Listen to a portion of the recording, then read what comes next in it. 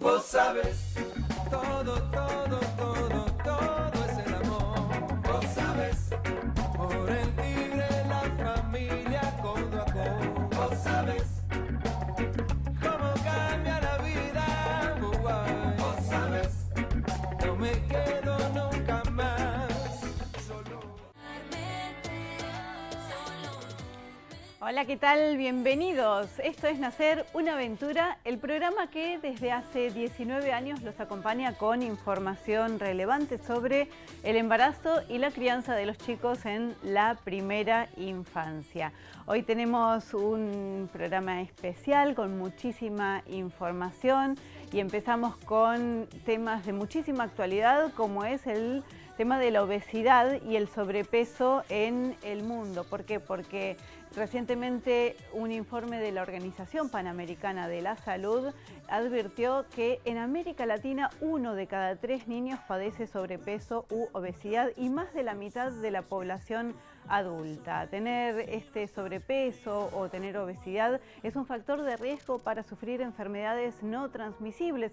Por eso es tan importante que nos enfoquemos en cómo podemos reducir. Esto es algo que sucede en todo el mundo y en nuestro país no está ajeno a esto. A continuación vamos a compartir un informe sobre una acción que están llevando a cabo diferentes organizaciones de nuestro país y de toda la región para tratar de prevenir esta situación. Piden que se implemente el etiquetado de advertencias de alimentos y bebidas en países de Latinoamérica, mientras el sobrepeso y la obesidad siguen aumentando en forma alarmante. Más de 100 organizaciones y referentes del ámbito de la salud firmaron una declaración donde solicitan a los gobiernos de Latinoamérica la sanción de políticas efectivas de etiquetado frontal de advertencias de alimentos y bebidas para promover el derecho a la información, a la salud y a la alimentación adecuada. El etiquetado de advertencia permite acceder de forma simple y rápida a la información sobre el contenido de los productos. Chile, Uruguay y Perú ya lo adoptaron, mientras que Argentina, México, Brasil y Colombia debaten qué sistema implementar. La evidencia científica recomienda un paquete de medidas efectivas para prevenir la obesidad, entre las que se encuentra el etiquetado frontal en los envases de alimentos y bebidas. Sin embargo, los rótulos nutricionales vigentes en la mayoría de los países de la región no brindan la información nutricional necesaria ni incluyen una perspectiva de prevención de las enfermedades no transmisibles. La Organización Mundial de la Salud ha reconocido el sistema frontal de advertencias como una de las medidas necesarias para desincentivar el consumo de productos ultraprocesados. Este sistema, en base a distintos estudios realizados en Latinoamérica, es superior a otros, ya que ayuda a los consumidores a identificar con mayor facilidad los productos menos saludables e influir así en la elección del consumo. Los firmantes señalan que los gobiernos deben priorizar la salud pública por encima de los intereses corporativos de determinadas empresas alimenticias.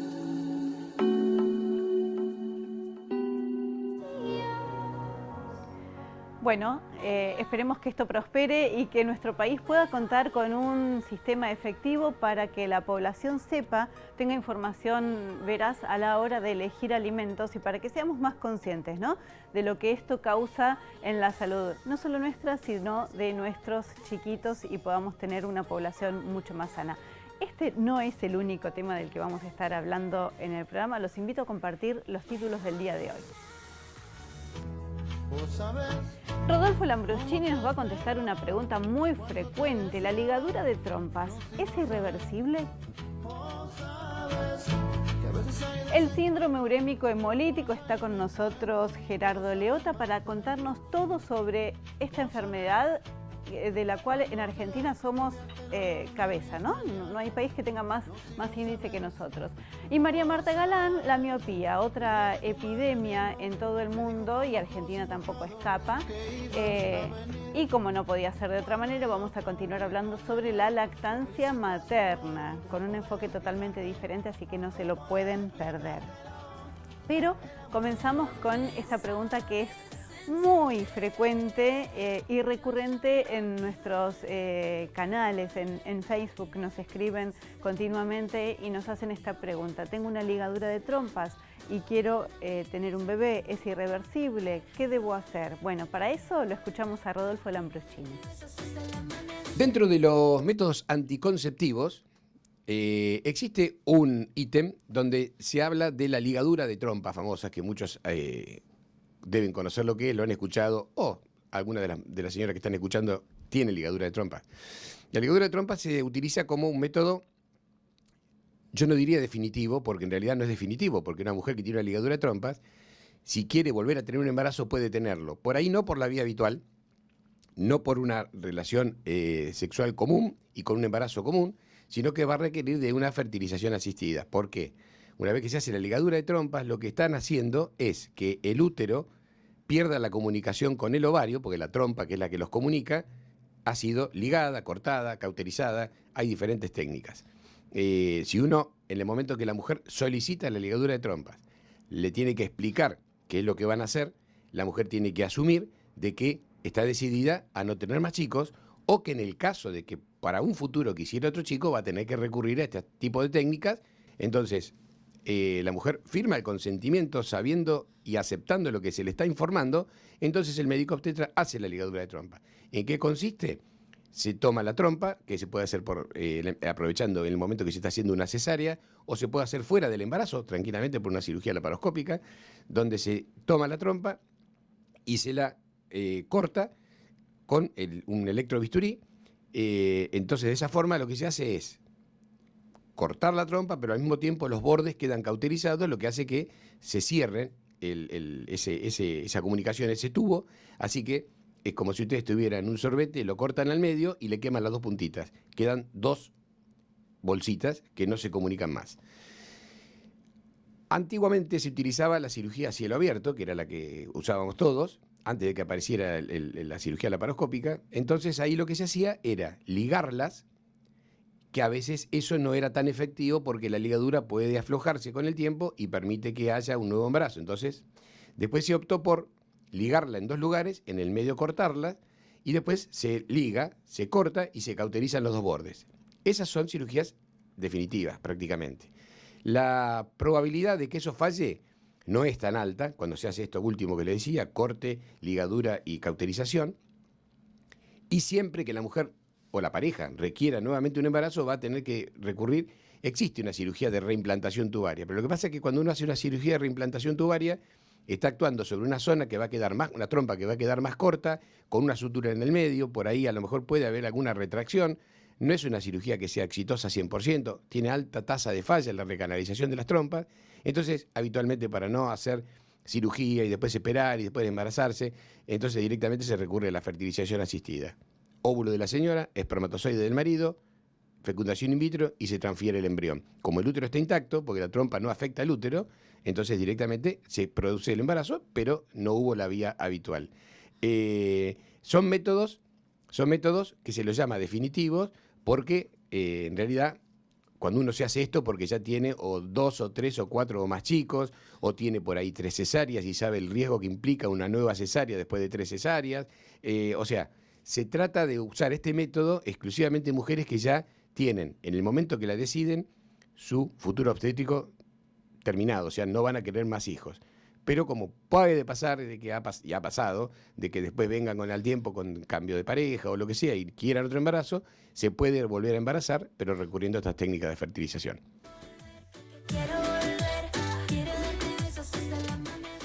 Bueno, más que claro fue Rodolfo Lambroschini, la ligadura de trompas como método anticonceptivo es altamente efectivo. Pero no es irreversible. ¿Qué quiere decir esto? Que si con una ligadura de trompas una mujer quiere volver o quedar embarazada por primera vez, lo puede hacer, pero debe recurrir a las técnicas de fertilización asistida. Ahora nos vamos a otro tema que tiene que ver con algo más festivo, más ubicado en el calendario. ¿Por qué? Porque se acerca en el mes de agosto siempre una celebración muy especial, especialmente para los más chiquitos. Estoy hablando de el Día del Niño. Es un día muy esperado porque significa alegría y mucho regocijo. Vamos a ver, en este caso lo que les propongo es salimos a la calle y les preguntamos a los papás, a las mamás, de qué manera ustedes celebran el Día del Niño, si hacen algo especial, si esto implica la compra de algún presente, en este caso qué tipo de presente. Y bueno, ¿Cómo lo reciben? Los escuchamos. Como todos los años, siempre. Es un ritual. ¿Qué hacen? Nada, nos juntamos los primos, los hermanos, a comer en la casa de mi mamá y entre todos juguetes, regalos, y entre ellos juegan. ¿Qué es lo que más les gusta que les regalen? A mí un peluchito de gatito. ¿Y a vos? Juguetes. ¿Qué tipo de juguetes? Muñecas, ositos. ¿Y tenés algún cuidado especial en cuanto a los juguetes? Sí, y buscamos que sean habilitados por muchas cosas que van pasando en la tele, que vienen con cosas tóxicas, entonces hay que tener mucho cuidado hoy en día, más que nada con los chicos. ¿Tenés nenes más chiquitos? Sí, un bebé de 7 meses. Ah, Sí, por eso uno ya está más informado en esas cosas. sí, hace poco hubo sobre un juguete que salió que era peligroso. Por las piezas que se salían, ¿no? Sí, tal cual. Porque ellos meten toda la boca y bueno, hay que tener mucho cuidado. Sí, se festeja. Hacemos tortita y comemos. Y el que recibe regalo, bueno, bien. O sea, lo más chiquito, después lo más grande ya no, casi, ¿viste? Pero bueno, lo que ellos prefieran lo tienen. ¿Hasta qué edad les dan regalos? Y más o menos 12 años. Ella ya pide otras cosas, ¿viste? Pero los más grandes piden, pero a veces no se puede, ¿viste? Así que, pero bien, sí, sí, sí. Hasta los 12 siguen siendo niños. Sí, para mí sí, siguen siendo niños. Después de los 12, bueno, creo que todos somos niños, ¿no? Pero tienen otro pensar ahora los nenes, después de los 12 años. Piensan de otra manera. ¿Qué tenés en cuenta a la hora de elegirles un regalo? Los que ellos prefieren, o sea, si ellos eligen algún regalo que nosotros lo podemos costear, se lo regalamos. Y si no, bueno, elegimos nosotros y le damos, y bueno, le explicamos por qué razón, ¿viste? Le damos. ¿Les gusta el Día del Niño a ustedes? Sí. A mí también. ¿Qué es lo que más les gusta? A mí me gusta el juego de los helicópteros. Es más divertido eso porque giraba todo. No, todavía no sabemos con quién lo vamos a festejar, pero lo más seguro que nos tengamos que repartir entre familias. ¿Y les hacen regalos? Sí, todos por lo general le hacemos, cada familia le hace un regalo, así que yo todavía no sé qué le voy a comprar, pero bueno, veré. Y cuando a la hora de elegir los regalos, ¿tenés en cuenta algún cuidado especial? La verdad que no. Por ahí a veces pasa que recién ahora está empezando a ver la tele, entonces ve algún juguete en la tele que por ahí le llame la atención, pero es muy pocas veces, la verdad sucede muy pocas veces, por suerte, porque es muy chiquita, pero no, la verdad que no tengo, digamos, algún lugar así en especial. En cuanto a algún juguete que tenga piezas chiquitas, eso... No, cuando son así juguetes muy chiquitos, trato que no, porque si bien la costumbre de que se lo lleve a la boca ya no la tiene tanto, pero bueno, tengo el cuidado con esas cosas para que no le pase nada. Y vamos al parque o vamos, no sé, nos encontramos en un lugar de juego, en Jumbo, como acá. Estamos planeando para venir para acá, para el Día del Niño. ¿Y les hacen regalos?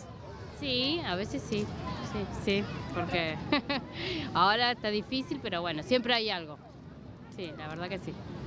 Y a la hora de elegir qué juguete regalarle, ¿tenés algún cuidado especial, sobre todo con los más chiquitos? Y sí, siempre pensando juegos didácticos, me voy a eso, ¿entendés? Me gusta más eso, o algo para pensar, depende de la edad y el niño, ¿no? Pero siempre así, para enseñar, para educar.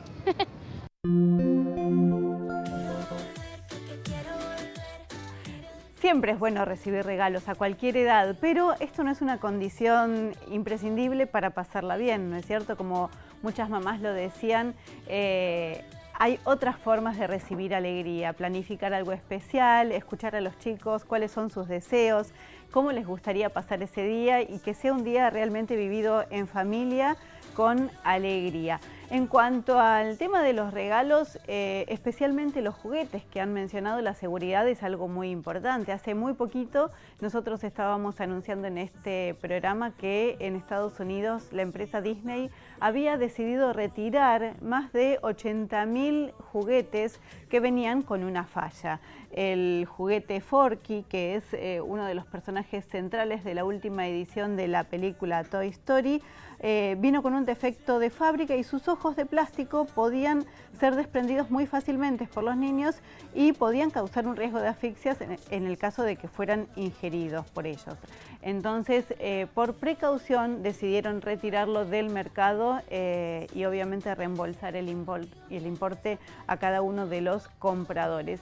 Esta no es la primera vez que una empresa decide retirar un producto por advertencias de seguridad. Por eso es importante, a la hora de comprar un juguete, leer las advertencias, porque tenemos que tener en cuenta si ninguna parte se desprende, si no hay partes pequeñas que los niños más chiquitos puedan llegar a metérsela en la boca, en la nariz, en el oído, como hacen muchas veces, que la pintura no sea tóxica, que no contengan pilas que puedan ser fácilmente extraíbles por los nenes y puedan ser ingeridas. Es decir, hay un montón de recomendaciones a la hora de elegir un juguete para los chicos. Y también un consejo personal, no solamente juguetes son buenos, a veces yo personalmente me inclino más por los libros, que tienen una gran variedad de opciones, no solo en precios, sino para todas las edades, todas las temáticas, y además esto incluye compartir un momento, ¿no? Porque a la hora de leer lo leemos con ellos y esto fomenta también el vínculo con nuestros hijos,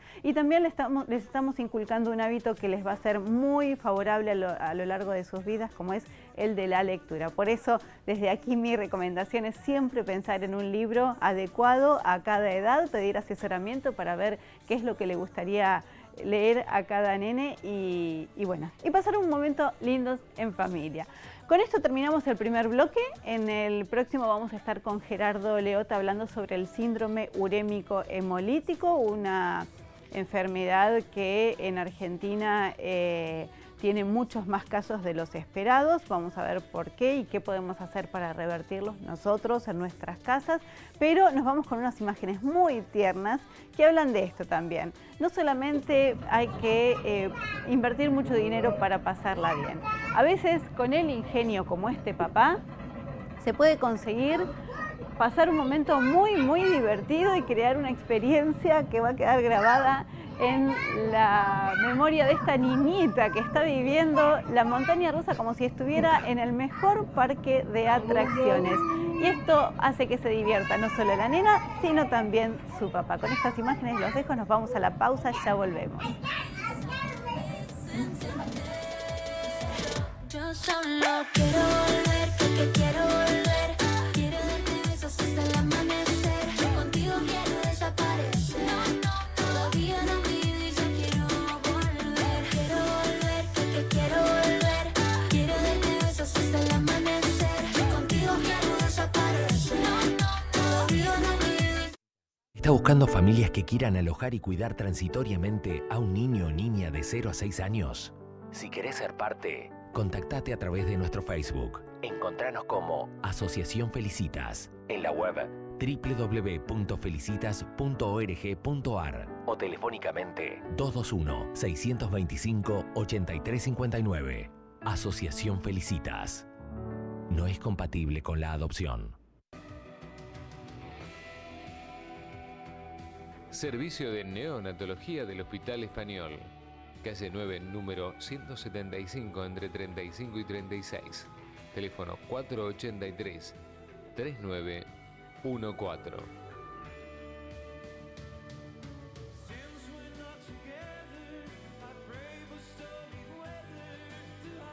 CIEN es un policlínico especializado en neurociencias, un centro destacado en el neurodesarrollo infanto-juvenil y nutrición. Una institución modelo que atiende todas las etapas del desarrollo del niño y el adolescente. Un centro interdisciplinario que acompaña a la familia desde el diagnóstico y el tratamiento. CIEN, calle 20, número 389, teléfono 0221-423-3792 y ahora también en su nueva sede, calle 36, número 850, esquina 12, La Plata. Instituto de Diagnóstico de La Plata. una institución con más de 25 años de historia. Contamos con 140 profesionales de primer nivel, médicos reconocidos internacionalmente que brindan alta calidad en atención a la salud. Nos equipamos con tecnología de punta en las diferentes especialidades. Instituto de Diagnóstico de La Plata. Por usted, por su salud.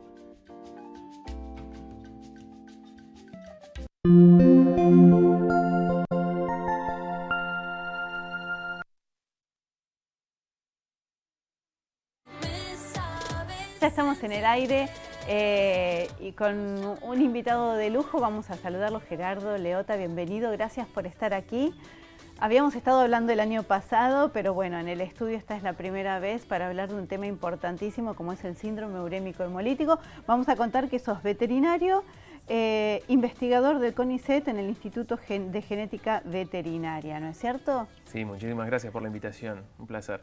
Y uno de tus temas de investigación es justamente el síndrome urémico hemolítico, del cual dentro de poco vamos a estar celebrando el Día Mundial contra el síndrome urémico hemolítico. En Argentina tenemos que prestar más atención, pero vamos a empezar por lo básico. Contanos qué es. Bueno, en principio yo no trabajo con la enfermedad en sí ni con pacientes humanos, sino que trabajo con la bacteria que causa el síndrome urémico hemolítico en la Argentina, que es Escherichia coli, productor de toxina Shiga. Y particularmente con la cadena de producción de la carne bovina. Bien, ¿esto qué quiere decir? Que se puede contagiar de muchas maneras, pero vos la investigación la haces en una, ¿no es cierto? La línea de investigación que coordino tiene que ver con uno de los principales reservorios, que es el bovino, y uno de los principales alimentos identificados en la transmisión de esta enfermedad, que es la carne bovina. Bien, ¿qué es el síndrome? Porque eso nos podés decir qué es el síndrome. Sí. El síndrome urémico hemolítico es una enfermedad sistémica que afecta esencialmente a algunos órganos en especial, como por ejemplo el riñón, también afecta páncreas, cerebro, y que en la Argentina la principal causa es infecciosa y está causada por este grupo de bacterias denominado Escherichia coli, productor de toxina Shiga. Cómo se produce la enfermedad es por la ingesta o el contacto, el ingreso de la bacteria por vía oral al organismo, y lamentablemente la dosis infectiva es extremadamente baja. Estamos hablando de 10 bacterias pueden causar una enfermedad extremadamente severa como el síndrome urémico hemolítico en chiquitos menores de 5 años. La bacteria ingresa al organismo y una vez que se adhiere empieza a producir esta toxina. No es que la toxina está preformada en el alimento, sino que se empieza a producir una vez que la bacteria se adhiere a las microvellosidades intestinales. Y estas toxinas son las que causan el cuadro sistémico. No es que la bacteria ingresa al sistema circulatorio o al cuerpo, o sea, al aparato digestivo sí, pero no a la sangre, y lo que sí causa la enfermedad sistémica es la toxina. ¿Siempre que se ingiere la bacteria se desarrolla este síndrome o podría pasar? No, siempre no, porque hay factores que dependen también de la persona que lo ingiere. Por ejemplo, en adultos no es tan frecuente, sí es más frecuente en la Argentina en chiquitos menores de 1 año, menores de 5 años, pero especialmente menores de 1 año es donde las tasas son más altas. Bien, ¿y cuán altas? O sea, comparándonos con el resto del mundo, ¿cómo está? En la Argentina esta enfermedad es endémica. ¿Eso qué quiere decir? Que se presenta una cantidad de casos que ronda entre 300 a 500 casos nuevos todos los años. Esto se mantiene a lo largo del tiempo. En la Argentina hay una vigilancia continua desde la década del 60. Actualmente la lleva a cabo el Ministerio de Salud, bueno, la Secretaría de Salud de la Nación, con un sistema de vigilancia basado en unidades centinelas. Es un muy buen sistema de vigilancia. Y lo que se ve es que se mantiene aproximadamente entre 300 y 500 nuevos casos todos los años, donde la edad de los afectados es en chiquitos menores de 1 año, que es donde llama la atención las altas cifras que rondan aproximadamente entre 11 y 12 casos cada 100.000 habitantes, o niños menores de 1 año. ¿Por qué llama la atención? ¿Porque deberían estar comiendo otro tipo de alimentos? No, llama la atención por la cantidad, por la alta prevalencia que hay en ese rango etario. Más que en otros países. Eso es más alto que en otros países, lo cual no quiere decir que haya más casos en Argentina que en el resto del mundo, como se suele decir. Sí es una enfermedad endémica, sí hay altas tasas y son preocupantes y hay que trabajar. Y hay que identificar todas las causas de esta enfermedad para poder controlarla. Históricamente se lo asoció con carne bovina, de hecho yo trabajo en esta línea, pero no es la única fuente, y circunscribirlo exclusivamente al consumo de carne es dejar de ver el resto de las vías de transmisión que están asociadas con esta enfermedad. Gerardo, ¿puede llegar a ser fatal este síndrome? Sí, absolutamente. El índice de letalidad es de aproximadamente entre el 2 y el 3%. Entre el 2 y el 3% de los que se enferman. De los enfermos. Y me imagino que son más vulnerables los chiquitos también. Sí, por supuesto. Bien. Sí, por supuesto. Hay que mencionar también que, dije, es poco frecuente en adultos, pero hace unos años atrás en Alemania hubo un tremendo brote que afectó a más de 3.000 personas y eran todos adultos. Pero estamos hablando de esta adaptabilidad que tienen las bacterias, donde otro grupo de Escherichia coli adquirió la posibilidad de expresar esta toxina y afectó esencialmente a adultos y no a chicos. ¿Y cómo se contagia? O cómo, no sería la palabra precisa contagia, pero Sí. ¿de qué manera la bacteria ingresa a nuestro cuerpo? Ingresa con los alimentos, ingresa con el agua. El agua, de hecho, es un alimento. Y también ingresa, como la dosis infectiva es muy baja, asociada a quizás a malas prácticas de higiene. Ajá. Los adultos podemos ser portadores. Si no hay buenas prácticas de higiene en el hogar, también se puede transmitir a los chiquitos. Podemos tener la bacteria y no desarrollar el síndrome. Exactamente. ¿Y eso ocurre durante mucho tiempo? ¿Podemos tenerla la bacteria o...? Se puede ser portador durante mucho tiempo, durante meses, y un adulto no saberlo porque no desarrolla la enfermedad, pero sí puede eliminar bacterias. En este caso, ¿cuáles serían las medidas de higiene? Me imagino el lavado de manos está entre ellos. El lavado de manos es fundamental, no solamente en el hogar, sino también en las escuelas, en las instituciones educativas. Una de las cosas que nosotros hicimos en los últimos meses fue una encuesta sobre hábitos de los consumidores de carne. Pero luego de ver los resultados también identificamos y estamos por lanzar en breve una encuesta junto con la Academia Nacional de Agronomía y Veterinaria y con el Instituto Nacional de Epidemiología de Mar del Plata, bueno, es nacional pero tiene sede en Mar del Plata, una encuesta para identificar cuáles son los hábitos de higiene en las instituciones educativas. Porque en los colegios lo que sucede muchas veces es que no tienen los elementos de limpieza básicos. Se les enseña a lavar las manos, sobre todo en el jardín, pero estos hábitos de higiene no se refuerzan en todos lados, en todos los distritos, en todas las provincias de la misma manera. Entonces hay colegios que no tienen jabón o no tienen papel higiénico, entonces muchas veces pensamos, un chiquito que llega con una diarrea y no tiene papel higiénico y no tiene elementos de higiene, un jabón o una toalla para poder sanitizarse, higienizarse, y vuelve al aula, y ahí puede ser el origen de un brote. Claro. Y en ese caso, ¿cómo debería ser? ¿Cada cuánto hay que lavarse? Porque también a veces nos pasamos para el otro lado, ¿no? ¿Cada cuánto o frente a qué situaciones hay que lavarse? ¿Cuándo usar alcohol en gel? ¿Cuándo lavarse con agua y jabón? O sea, lo que se recomienda es cuando uno cocina, antes de cocinar, durante la cocción, sobre todo si manipula otros elementos, como por ejemplo un celular, no tocar el celular cuando uno está cocinando. Porque está contaminado el celular. No, o uno está tocando carne cruda, por dar un ejemplo, y toca el celular, y ese celular lo agarra un chiquito. Bueno, tener ese tipo de precauciones. El lavado de manos es antes de cocinar, durante el proceso de cocción y después del proceso de cocción. Hay que lavarse las manos cuando uno llega de la calle. Esto es una enseñanza que desde mis abuelos nos han inculcado. Cuando uno llega de la calle, lavarse las manos en el hogar. Cuando uno va al baño o después de ir al baño, lavarse las manos, que los chicos sepan cómo se deben lavar las manos. ¿Cómo? Y las manos, hay que contar hasta 20, hay que lavarse las manos. Hay un gráfico después te lo voy a pasar, es un gráfico de la Organización Mundial de la Salud, de cuáles son las zonas de las manos que frecuentemente no nos lavamos y cuáles son las recomendaciones para lavarse. Hay que lavarse dedo por dedo, hay que lavarse la palma y el dorso de la mano. Bien. Y es decir, que hay una técnica. Sí, sí, por supuesto. Sí, sí. Que la técnica la enseñan en los jardines. Después, no siempre se refuerza en los hogares o se refuerza a lo largo del proceso educativo de un chico. Bien.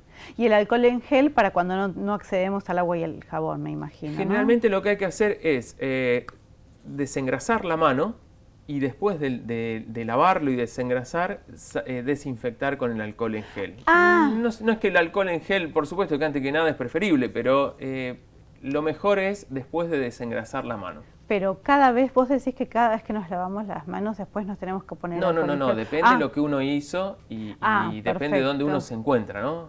Por supuesto que esto del lavado de manos se refuerza mucho más en los elaboradores de alimentos. Y sobre todo si son alimentos listos para el consumo. Bien. Aparte del lavado de manos, ¿hay alguna otra medida de higiene que nos pueda ayudar a evitar esta propagación? No, todas las medidas de higiene habituales en el hogar y después, por supuesto, todo lo que tiene que ver en la prevención con el consumo de alimentos. Una correcta cocción, sobre todo de la carne picada, una correcta cocción de carnes, mantener la cadena de frío, evitar la contaminación cruzada, sobre todo en la heladera, el manejo de la heladera, la sanitización de la heladera, la contaminación cruzada entre tablas y cuchillos. Contanos qué es eso de la contaminación cruzada. La contaminación cruzada es, por ejemplo, supongamos que hay un producto cárnico que está contaminado, generalmente esta contaminación está en la superficie, cocino el bife, y la bacteria se va a morir porque no resiste más de 68 grados en un par de minutos, o sea que se va a morir y la carne va a ser segura. Pero ¿qué pasa con las bacterias que quedaron en la tabla o en el cuchillo? Si no se lava y se desinfecta esa tabla y ese cuchillo y se corta un producto que se va a comer crudo, como por ejemplo un tomate, una lechuga, esas bacterias van a pasar al tomate y la lechuga. Por supuesto que la carga de bacterias va a ser muy baja, pero recordemos que la dosis infectiva de esta enfermedad es extremadamente baja y estamos hablando de 10 bacterias totales. Que pueden causar, 10 bacterias se pueden encontrar en una gota de lavado de una lechuga, una gota de agua en una hoja de lechuga. Es decir que hay que ser muy cuidadosos con eso. Y en este caso, ¿de qué manera se debería lavar, por ejemplo? El cuchillo es fácil, me imagino que con agua y detergente, pero ¿qué pasa con las tablas que son de madera, que muchas veces quedan como ranuras? ¿Cuál es la mejor manera de lavarlas? Ahí lo mejor es tener, en lugar de usar tablas de madera para productos crudos, utilizar tablas de teflón. Perfecto. Que también deben ser recicladas, ¿no es cierto? Porque también se generan estas endijas donde se puede formar una adherencia de las bacterias. Y lo ideal es tener una tabla identificada para productos crudos y una tabla para cocidos. Bien. Si esto no se puede hacer, lo que se recomienda es tener una tabla única, pero que entre producto crudo y el que se va a consumir sin un proceso de cocción, sanitizar esta tabla o el cuchillo. ¿Cómo se hace esto? Un lavado con detergente, se enjuaga con agua y después se le aplica un desinfectante que puede ser perfectamente lavandina. Perfecto. Bueno, ahora contame cuáles son los alimentos identificados, asociados. Bueno, en principio la carne es un alimento de riesgo, está identificado desde los comienzos de que se reconoce la bacteria que causa la enfermedad. Los productos cárnicos, dentro de los productos cárnicos el de mayor riesgo es la carne picada. Actualmente estamos terminando un trabajo de evaluación de riesgo de enfermar de síndrome urémico hemolítico por el consumo de carne bovina y trabajamos con 3 matrices: cortes, hamburguesas comerciales y carne picada. Esto con datos de Argentina y donde incluimos hábitos de los consumidores de Argentina. Fue una encuesta que hicimos con más de 6.000 respuestas de todo el país.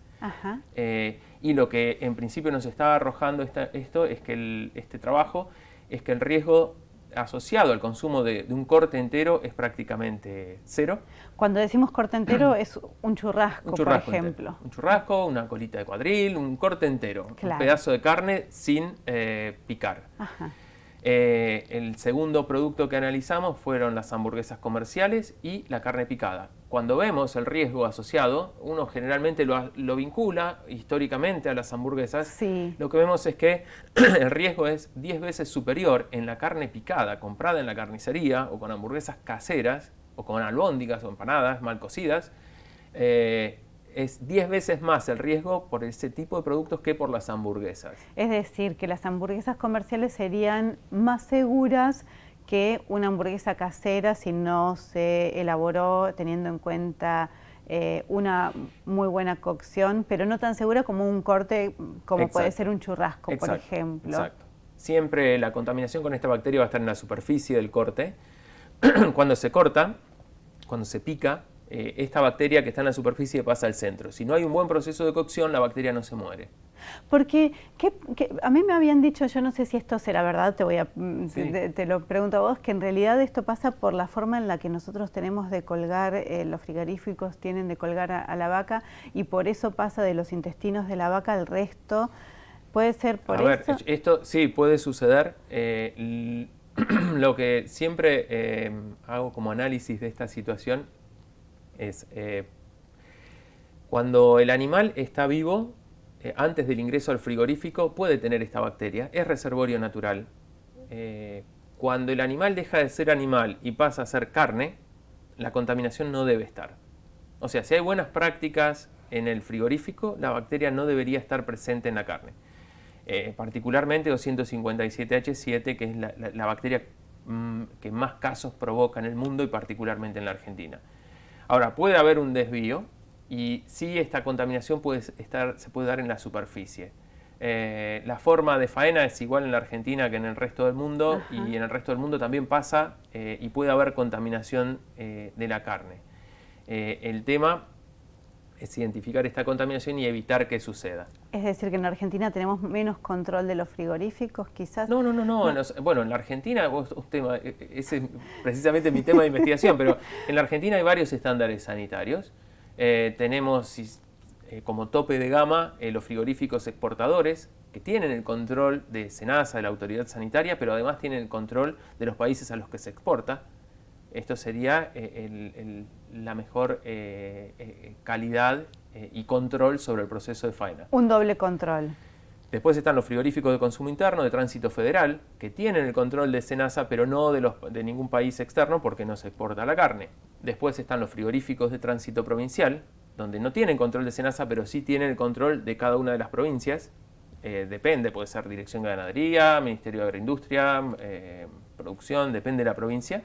Y después están los frigoríficos municipales o matarifes municipales, donde las condiciones de faena no son las mismas. Entonces tenemos este múltiple estándar sanitario para las carnes en general y en particular para la carne bovina. Frente a esto, lo que podemos hacer es nosotros, con una buena cocción, podemos evitar que la bacteria llegue. Desde el punto de vista del consumidor, siempre es recomendable tener un muy buen proceso de cocción, garantizar que no haya emisión de jugos rosados, sobre todo si estamos hablando de carnes picadas. Si hablamos de empanadas, asegurarnos la cocción de la empanada, no que porque quede jugosa quede semi cocida. Evitar el consumo de carne picada cruda, que la encuesta nos da que hay gente que habitúa a comer carne picada cruda. Eso evitarlo, sobre todo si estamos hablando de niños. Evitar la contaminación cruzada. Lavar y desinfectar los vegetales que se van a consumir crudos. Porque también puede estar allí la bacteria. Puede estar la bacteria en los vegetales. Y evitar el consumo de leche no pasteurizado, productos no pasteurizados, lácteos, productos lácteos no pasteurizados. Y por supuesto mantener las buenas prácticas de higiene. Bien, y agua potable. No, me olvidaba, sí. Lo dimos como agua muy básico. potable lo damos como por hecho. Bueno, en La Plata, Berisso, Ensenada hay la provisión de agua, es agua de red y es en principio es potable, está garantizada, pero no en todo el país hay agua potable y sí el agua es una fuente de transmisión si es que está contaminada. Bien. Aguas recreacionales también. Es decir, que por meterse en una pileta que está contaminada, una piscina, ¿se pueden contagiar? Exactamente, hubo brotes en la ciudad o casos en la ciudad de Buenos Aires asociados a piletas contaminadas y también el río. Es importante, como agua recreacional. Por ejemplo, no sé cómo estamos de tiempo, pero los efluentes de La Plata, por ejemplo, desembocan a orillas del río de La Plata en las costas de Berisso. Claro. Hicimos también un estudio en esas costas y no hay un tratamiento de esas aguas que llegan al río y están contaminadas. Y pudimos aislar este tipo de bacterias que causan síndrome urémico hemolítico, particularmente en la desembocadura de los efluentes, y está muy afectada la playa municipal y la Bagliardi. No así la Balandra, pero estas playas sí están contaminadas a causa de los efluentes que se liberan al río sin ningún tipo de tratamiento. ¿Qué puede hacer un padre directamente que en ese lugar no se meta el nene al agua? No llevaría jamás a los chicos a que se bañen en esas costas. Bien. Y con los alimentos, bueno, tomar todas estas precauciones. Perfecto, porque es tan importante y es una enfermedad que se puede prevenir, por eso... Exactamente, sí, es muy importante la difusión, comentar esto, y es también muy importante su abordaje en distintas instancias de la educación de un chico. Bien. Gerardo, ¿hay algo que yo no te haya preguntado y que a vos te parezca importante decir? No, yo agradecido de poder contar y de poder estar presente en esta fecha tan importante donde se difunde todo lo que tiene que ver con el síndrome urémico hemolítico y la prevención de esta enfermedad endémica en la Argentina. Los agradecidos somos nosotros, ya tenemos todos los consejos básicos, saber que es muy importante inculcarles a los nenes desde chiquitos el buen lavado de manos en estos momentos que vos marcaste, y en la cocina tener estas precauciones, ¿no? Con los utensilios y también con la forma en la que cocinamos, saber que es un momento importante ese y que le tenemos que prestar toda nuestra atención para evitar después enfermedades. Bueno, muchísimas gracias. No, muchas gracias a ustedes por la invitación. Nosotros seguimos con más de Nacer una Aventura después de esta pequeña pausa.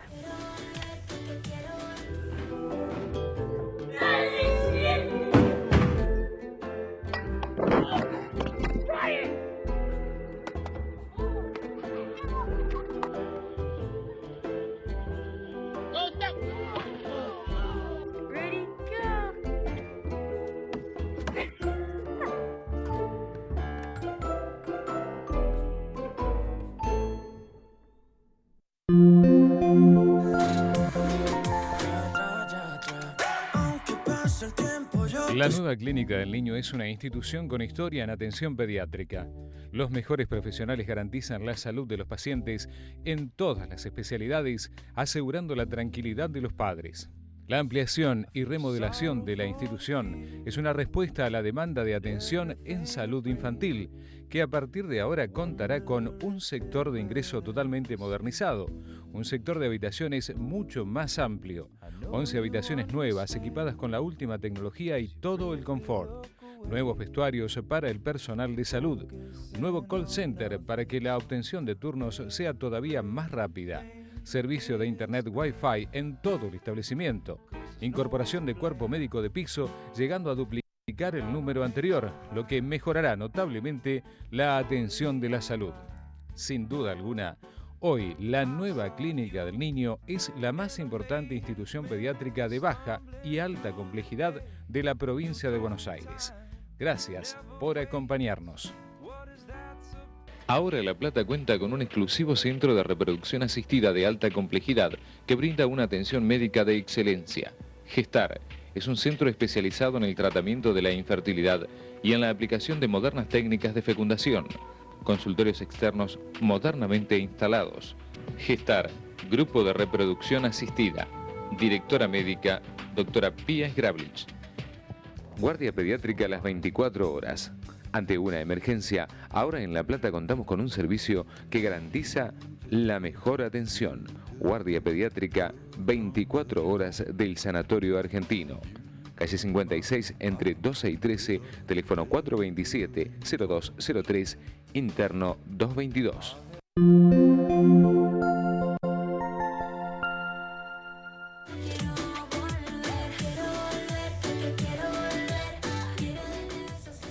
Bueno, tenemos toda la información entonces para evitar la propagación del síndrome urémico hemolítico, una enfermedad que puede ser grave, especialmente en los más chiquitos, en los niños menores de 5 años y más aún en los menores de 1 año. Una entrevista muy exhaustiva por parte de Gerardo Leota, que nos dio todos los datos para saber cómo tenemos que hacer para evitar esta enfermedad. Ahora pasamos a algo que habíamos anticipado en programas anteriores, y es el tema de la miopía, algo que también preocupa en todo el mundo. Hay una epidemia de miopía, cada vez hay más casos y cada vez los casos empiezan antes. En niños más chiquitos empiezan con esta enfermedad, y esto hace que pueda llegar a ser más grave a edades más tempranas de las que solían presentarse con anterioridad, por supuesto. Frente a esto estuvimos hablando con María Marta Galán, que es oftalmóloga pediatra, para preguntarle por qué se da esto, qué es lo que ha pasado para que haya más casos de miopía. Pero antes de escuchar a María Marta, los invito a compartir un pequeño spot en donde se explica un poco en qué consiste esta enfermedad. ¿Qué es la miopía? ¿Te has detenido a pensar cuántas personas miopes hay? En España, casi el 30% de la población es miope. Entre los jóvenes es más alarmante. Casi la mitad de las personas entre 20 y 30 años es miope. Esta cifra no deja de aumentar, y ya se habla de la epidemia de la miopía. La miopía es un error de enfoque por el cual las imágenes lejanas aparecen borrosas. Esto se debe principalmente a un alargamiento del globo ocular. Pero, ¿son todas las miopías iguales? La mayor prevalencia en la población es la miopía simple. No supera las 6 dioptrías y se considera una alteración habitual, como puede ser el color de ojos, el tipo de piel o la estatura. Pero si el ojo miope supera las 6 dioptrías, como es mi caso, hablamos de alta miopía o miopía magna, y multiplica el factor de riesgo de padecer patologías oculares en la vida adulta, siendo una de las principales causas de discapacidad visual y la primera de afiliación a la ONCE.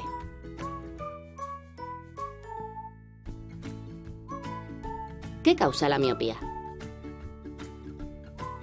Los expertos apuntan a que no solo son los factores genéticos, sino que se suman factores ambientales, como el trabajo excesivo de cerca y la falta de actividad al aire libre. Pero, ¿la miopía se cura?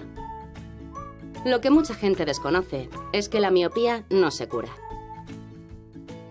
Solo se puede corregir con gafas, lentillas o cirugía. Por eso son muy importantes las revisiones con el especialista. Entonces, ¿qué podemos hacer? La miopía que aparece en la infancia es la más susceptible de progresar a una miopía magna. Por eso, ojo con los más pequeños. Bueno, ahí teníamos toda la información, un spot muy explicativo. Y ahora nos faltan las notas. Les propongo irnos a un corte, y en el próximo bloque vamos a estar escuchando a María Marta Galán hablando sobre la miopía. No se vayan.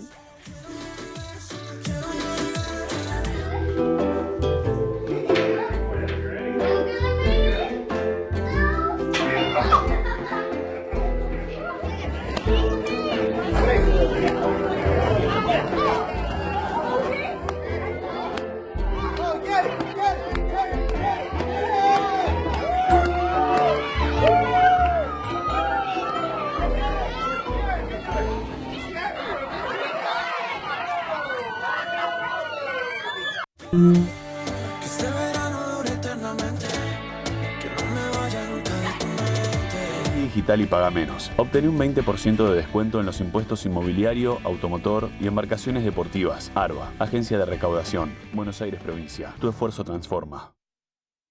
Nos enorgullece presentarles un renovado Instituto Médico Platense. Nuevas instalaciones, lo último en equipamiento, confort de un hotel de lujo y una atención de excelencia.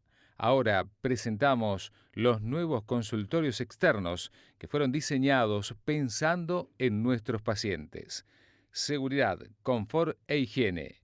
Instituto Médico Platense. Excelencia en medicina al servicio de la comunidad. De neonatología del Sanatorio Argentino. Toda la tecnología puesta al servicio de la salud de los niños. Un equipo destacado que garantiza que su hijo está en buenas manos. Neonatal Pediátrica La Plata, del Sanatorio Argentino.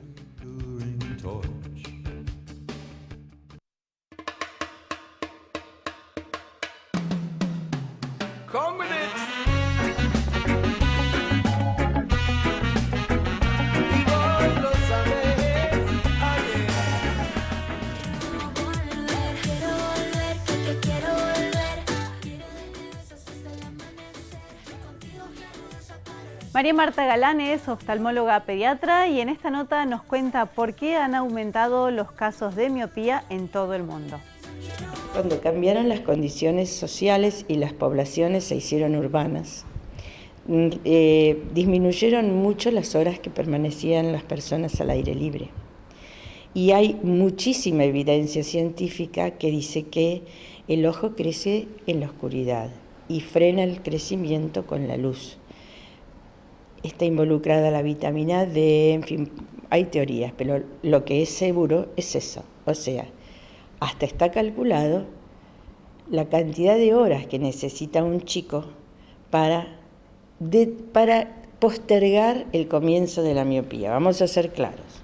En Estados Unidos la mitad de las escuelas hicieron un recreo más por día en 3er grado y la otra mitad no.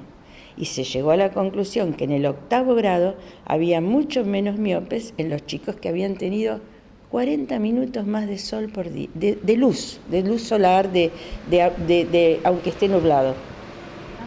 O sea que si vas a hacer la miopía, la vas a retardar exponiendo al chico más tiempo a la luz. O sea que en vez de aparecer, ahora los chicos a los 5 o 6 años ya se están volviendo miopes, a lo mejor van a lograr hacerla terminando la primaria.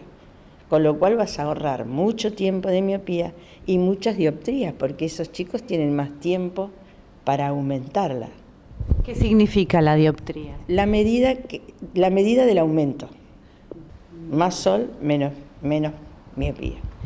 ¿Estos factores inciden solamente en aquellos niños que tienen un factor genético o en todos? Bueno, la mayoría de los chicos que van a hacer la miopía tienen algún antecedente familiar y la mayoría tienen los dos padres. Esos chicos tienen mucho más riesgo de hacerlo. ¿Qué significa ser miope y cada vez antes en términos prácticos? ¿Qué le significa al nene? Bueno, la frase más escuchada en el consultorio es: doctora, deme un certificado porque lo sienten en el primer banco. Porque el chico, más allá del primer banco, no ve el pizarrón. Y cuando vos le preguntas, ¿y vos qué haces para copiar? Y camina, seño me deja ir y volver a copiar, traen las cosas copiadas la mitad, mal copiadas, le preguntan al compañero y la última novedad es sacarle fotos con el celular al pizarrón y después mirarlas de cerca. Pero a veces ni la madre, cuando yo le digo, mire qué poco ve, ni la madre advierte lo que el chico está viendo, porque en la vida cotidiana generan un montón de recursos que los van salvando de su situación. Pero lo básico es que el niño no tiene experiencias de lo que pasa a 1 o 2 metros de sus ojos, si no se acerca. El otro factor de riesgo para el aumento, para la progresión, es el aumento de la cantidad de tiempo que uno pasa haciendo trabajo de cerca. Hasta hace poco el único trabajo de cerca era cuando el chico iba al colegio, lo ponían a buscar palabras en el diccionario, a leer mucho rato.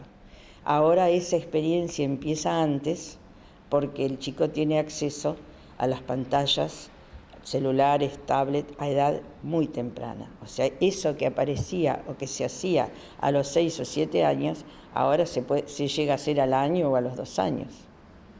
Además de que no voy a opinar demasiado de todas las demás alteraciones que produce el uso de las pantallas, que están prohibidas antes de los 2 años, por la Sociedad Americana de Pediatría, por todas las asociaciones científicas, pantalla 0 hasta los 2 años.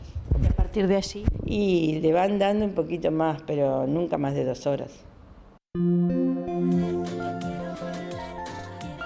Este es un punto en el que los padres tenemos un rol fundamental, porque muchas veces somos los culpables de que pasen cosas en la salud de los niños por los hábitos, por sentir pena por no poner límites, ¿no es cierto? O por comodidad, porque es muy cómodo que el niño deje de molestar, entre comillas, por estar entretenido con un celular. Pero tenemos que saber que esto tiene consecuencias y las consecuencias son de por vida. En esta segunda parte, María Marta nos habla sobre esto. Miopía que cuando se supera determinado monto se llama miopía magna. Esa miopía va a tener efectos en la retina, en el cristalino, en la presión ocular. Es por eso que el papel del oftalmopediatra es hacer cosas para que el chico no llegue a tener esos niveles de miopía. Porque los padres, que son miopes casi todos, naturalizan bastante estas cosas y te dicen, total, yo me operé.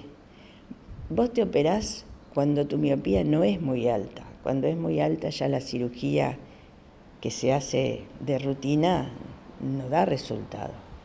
Y da resultado en un ojo que está sano. Cuando ya el ojo empieza a tener otros tipos de deterioro, no es tan exitosa.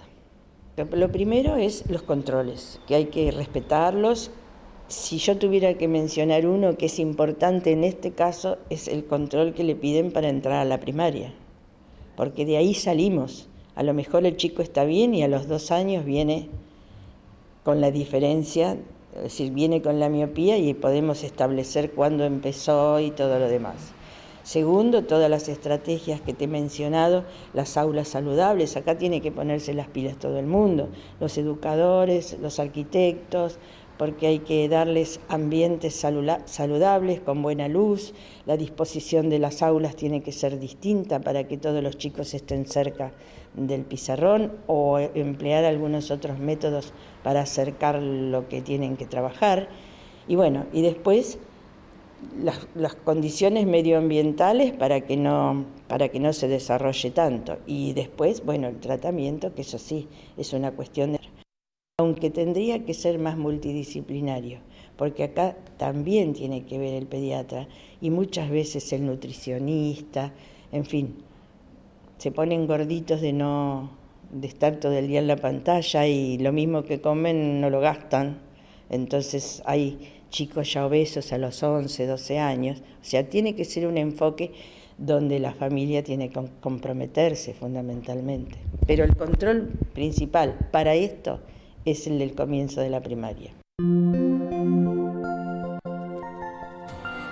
Nada de pantallas hasta los 2 años y a partir de allí muy poquito, lo menos posible. Están contraindicadas por la mayoría de los especialistas y de las especialidades. Así que más presencia física, volver a los juegos anteriores que usábamos nosotros y vamos a tener más niños saludables. Se nos acabó el programa. En la semana que viene vamos a estar hablando sobre lactancia materna y muchos temas más, así que los esperamos. Gracias por acompañarnos.